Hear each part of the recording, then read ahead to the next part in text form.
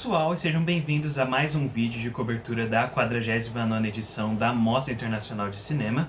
E hoje a gente tem um vídeo em que eu vou falar sobre diversos filmes que eu vi na mostra, porque eu vi muitos filmes. A minha contagem, né, até o momento é de 29 filmes que eu assisti. Então eu decidi fazer um compilado de diversos filmes que eu assisti, para falar pra vocês o que eu achei, as coisas que eu não gostei, talvez, alguns filmes que eu não gostei tanto assim. Então é isso, pessoal, eu espero que vocês curtam. E é claro, não se esqueçam de se inscrever, dar um like nesse vídeo e comentar se você está acompanhando a mostra, quais filmes você assistiu, quais filmes você gostou mais, qual filme que você não gostou, talvez. Deixe aí nos comentários, eu quero saber de tudo. Então, o primeiro filme que eu vou falar hoje é Assassinato sob Custódia, que é um filme dirigido pela Elsan Paulsen, que ela é uma ganhadora do Oscar.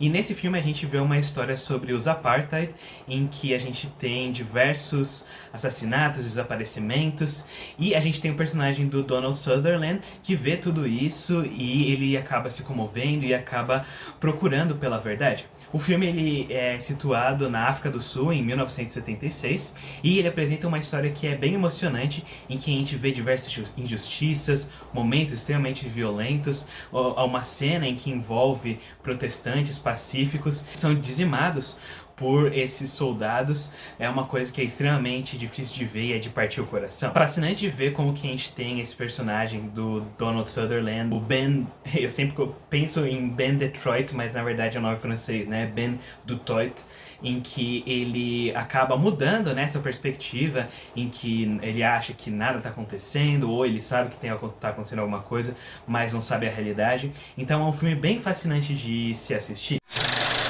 Rosemad é um filme dirigido por Eric Lin e é baseado em fatos reais e conta a história de uma mãe que cuida do seu filho que tem alguns transtornos mentais. E tudo isso leva a gente a uma história que mistura o passado e o presente, em que a gente vê traumas do passado, eventos mal resolvidos, e essa mãe que também passa por seus próprios problemas com uma doença, tentando ajudar o filho dela. E eles acabam cavando um buraco em que eles acabam afundando cada vez mais e mais. Filme bem triste, em que você quer entrar na história e fazer alguma coisa para ajudar eles. Uma coisa que o filme faz que é bem interessante é ele utiliza alguns aspectos visuais e sonoros que realmente colocam em uma mente, a gente vai descobrindo cada vez mais detalhes que podem aludir a algum evento terrível, algum ato que esse garoto pode tomar em breve, né? Algumas partes eu achei que ficaram muito melodramáticas.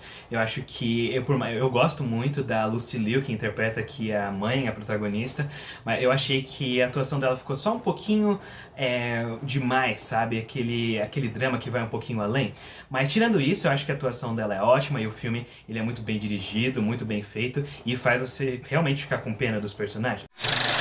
Próximo na nossa lista a gente tem The Crowd, em que é um filme que lida bastante sobre intolerância, seja a diferentes sexualidades, diferentes gêneros, em um contexto familiar. Na história a gente acompanha um grupo de amigos que resolve fazer uma festa surpresa para um de seus integrantes que vai se mudar para o Irã. Aqui eles acabam tendo problemas para limpar o lugar e nesse período em que eles estão limpando um galpão que pertence a um desses amigos, a gente acaba descobrindo mais sobre eles, mais sobre conflitos que existem entre eles, e também com o problema de que o irmão do personagem que é dono desse galpão, ele é extremamente intolerante, então a gente vê esse conflito bem forte. Só que a gente também vê como que o sentimento de liberdade desses jovens acaba superando esses problemas e eles fazem isso em prol, né,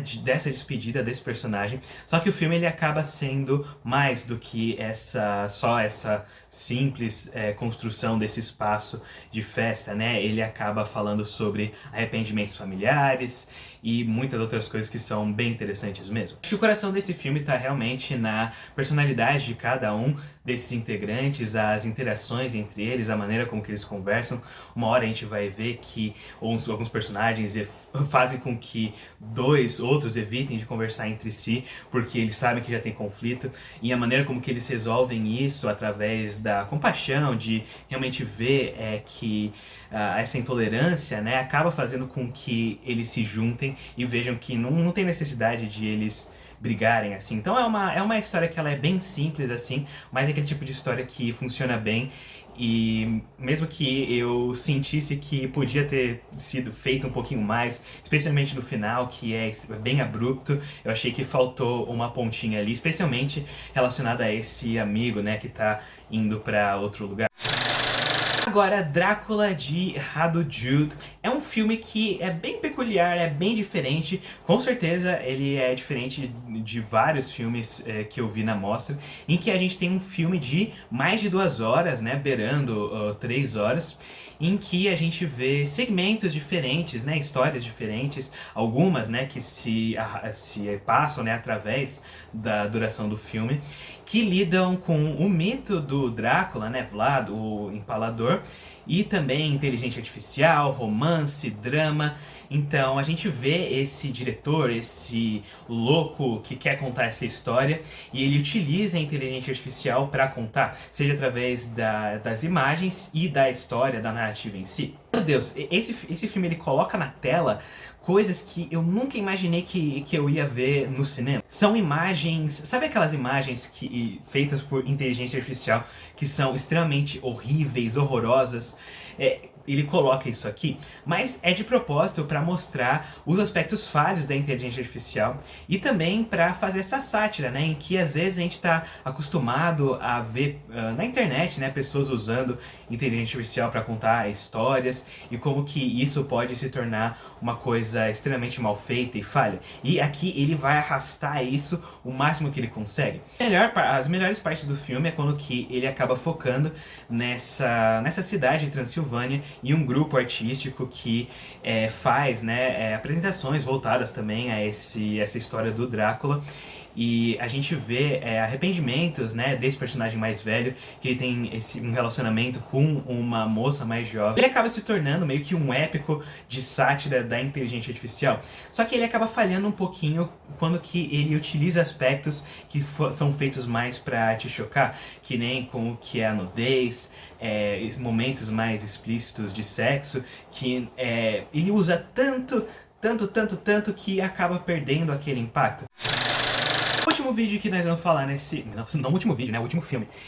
E o último filme que a gente vai falar hoje é A Hundred Sunset, que é um filme da diretora tibetana Kung San Kiryong, que fala sobre uma jovem que acaba se mudando do Tibete para o bairro tibetano do Canadá, que chama Parksdale.